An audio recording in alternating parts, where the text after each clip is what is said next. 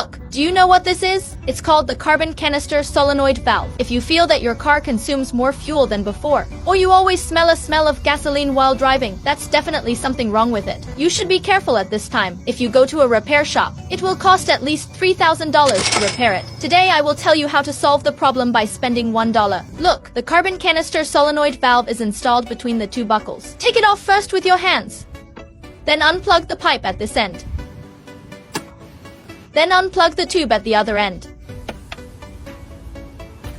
Finally press and hold this buckle. Unplug this plug.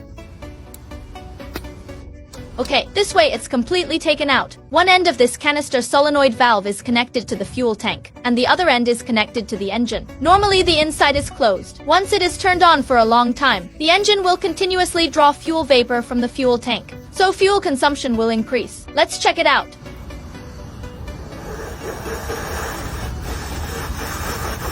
There is indeed a connection problem. This means there is indeed something wrong with it. Now that you find the cause of the problem, it's easy to solve it. I just bought a new part from the Auto Parts Mall. Next, we will install it. Installation method is simple. Install the pipe at this end first. Insert the tube back.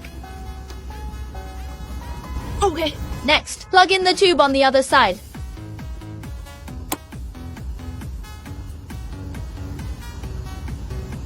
Finally, let's put the plug back in. The carbon canister solenoid valve has been installed successfully. The fuel consumption will be reduced. It's really simple, right? Follow me to make a friend who knows cars.